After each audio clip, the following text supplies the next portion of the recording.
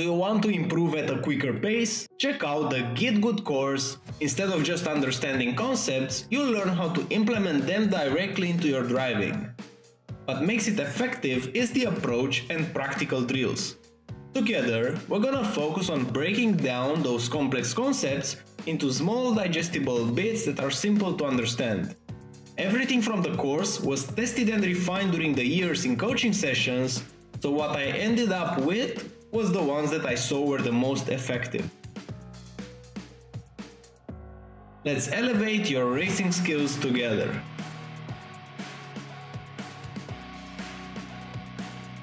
Now for the track guide. Before starting, if you enjoyed this video, giving it a like and a subscribe, it's a free way to support the channel as I can continue to create more content like this. Now going into the track guide itself, for turn 1, you have to prepare it with the brake bias, especially with this car, and especially considering the fact that iRacing changed this car a lot in this season.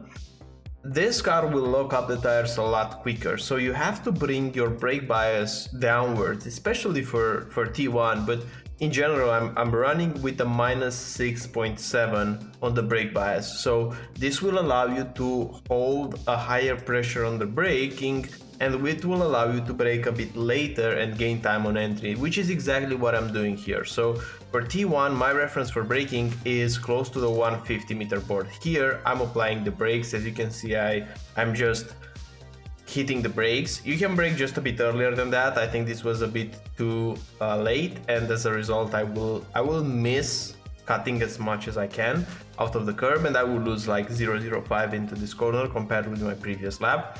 So I would say the proper braking point would be around here. At this point in time you should be on brakes. So you're looking at the 150, but slightly before it you should apply the brakes, as I'm doing here, and you see I'm picking 86 instantly, and I'm not locking up because of the brake bias change, but then I have to gradually drop it. What you want to do is to use this opening with the green part to the left side of the white line. Don't do it consciously, because if you will focus too much and you will look here instead of looking at the apex, then you will miss your corner. You have to, in a way, take into account that you can use a bit more the track, but don't overly focus on it, since you can just lose sight of what's really important, because getting the corner right is a bit more important than using all the track in this instance, but you can squeeze a bit more time if you place your car like this.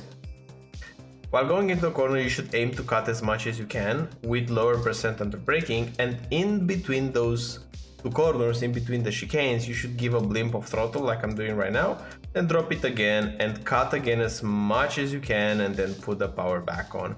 So T1 is hard initial braking, hold as constant as you can the pressure without locking up, cutting as much as you can on both curbs, and in between them give it a blimp of throttle. That's in short the way that you approach it. Now for the next corner, this is again key. You have to focus on two things. So first of all, my braking is slightly before the bridge. So like right now, I'm applying the brakes before this bridge. And while braking into this corner and downshifting to second gear, eventually, I'm looking more now at this green part of the curb around here. As you notice, this curb has a white part and a green part. I plan to put my tire almost on the green like this. Notice how much I go over it. And this is super important. Cutting it a lot will change your line dramatically into this corner. If you cut it like this, whenever you will go back on throttle, slightly after the car lands, you will be able to maintain constant throttle application throughout this whole corner, because otherwise you will go on the throttle up and then you will have to lift at this next corner from the chicane. So look at my throttle input, going up, going up, going up, slight lift, but then again going up. So you see, this is just a small correction, but if you don't cut as much as I did, you will drop it almost to zero. It's so important here to cut a lot on the initial entry, and then whenever you're gonna take the second corner of the chicane, you can cut it as well to the red sausage curve like this. Just go a bit over it, and then pin the throttle on the exit, use all the curve, and you see you will gain a lot of lap time. Now the next corner, braking point here will be, I'm looking at the right side, I'm not looking at the left. in these next two corners. I'm looking mostly at the right to see my apexes. So in my case, whenever I have this windshield wiper on the top of the orange box, I'm applying the brakes. So look, like right now when they sync together, I'm applying the brakes, and I'm looking now at the apex, and I want to trail brake longer than usually into this corner. Like, you want to squeeze the brakes up until you get the proper rotation. So still on the brakes, still on the brakes, still braking, still on the brakes, trail braking, braking, braking, braking. And now when I'm arriving at the next orange thingy on the wall, then I'm pushing the throttle. So this is my apex point. So notice in the brake shape that it's a longer brake shape, longer but softer. This is what you need here to get a proper rotation. Then smash the throttle and use all this exit route here, and same here for this corner. Braking point will be close to the 50, so before the 50 I'm braking, and I'm looking at this point at the apex, because again, braking, braking, braking, straight braking, 11% on the brakes, so braking in lower percentages. Now holding the pressure up until I cut this green part, and whenever I'm mounting it and going on top of it, I instantly pull the throttle. And this is important because this is a long straight now. So the earlier you're gonna be on throttle, the more time you will gain. So if you will put the throttle here after you mount the curb, this will be too late. You will lose a lot on the exit. So you have to push the throttle the moment that you mount the green curb, use all the exit like this, and now it's just a straight line up until the next chicane. In the next chicane, my reference for braking is this orange part.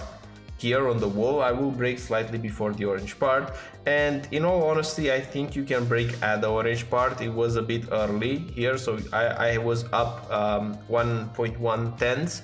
I will get out of this corner with 0.05, so there's half a tenth here if you can brake a bit later, so keep it in mind. While braking into this corner, I aim eventually in third gear to get very close to these anti-curbs and cut it like this. And the moment that I'm cutting it, I'm putting the throttle back on, because if you cut it well enough, then you'll have a lot of space to just keep the throttle almost pinned around here. So look what happens. I'm dropping it to 70, but then I'm picking back up, and I'm aiming to put my right tires on the red and white curb right here, so very close to the anti-curbs on the right side, keeping it pinned, going in fourth gear, and again getting very close to the anti-curb.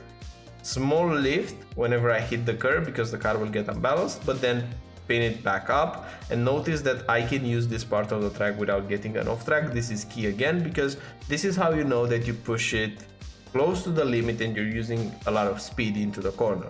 Now for the last corner of the track, my reference for braking will be this white line. Past this white line, like right now, I'm applying the brakes. You can also use the 100-meter board, but I found that it's easier to use the white line because you see it's visible from this point onward. So at this point in time, it's already visible. So you have a lot of time to use it, and also it's a bit more precise than the 100. You're looking slightly on the track, so it's a lot better. Also, if you're overtaking into this corner and you are on the inside and the outside car is blocking your vision, then again it's a superior reference. And while braking into this corner, you want to brake a bit harder initially, but then quickly drop the brakes and trail brake into lower percentage. Like right now, I'm holding 9, 6, 10, 14, 9, 3, and now I'm pushing the throttle. The moment that I'm going on throttle is this with this pole on the right side. You see this, you have this concrete part. It's like a big stick. You just want to go on throttle at this point in time. This is going to be a good apex point. And generally, if you can carry a few more kph, you should be able to touch with your left tire this curve. This usually indicates that you're carrying the right amount of speed, because if you put all your tire to the left side of this curb, it will be an off track. But just barely brushing on the curb with your left tires means that the car just carries the right amount of speed. So there's a bit more lap time into this corner to be gained. But in short, that's a track guide around Monza with the Porsche Cup. It's a very nice track, and I think the racing here will be quite good if you can avoid the T1 shenanigans. But anyways, thanks for watching, thanks for sticking around. If you want to improve at a quicker pace, check out my sim racing course. It has around 7 hours worth of content, and I think it will help you a lot. And I'll see you next season. Bye bye.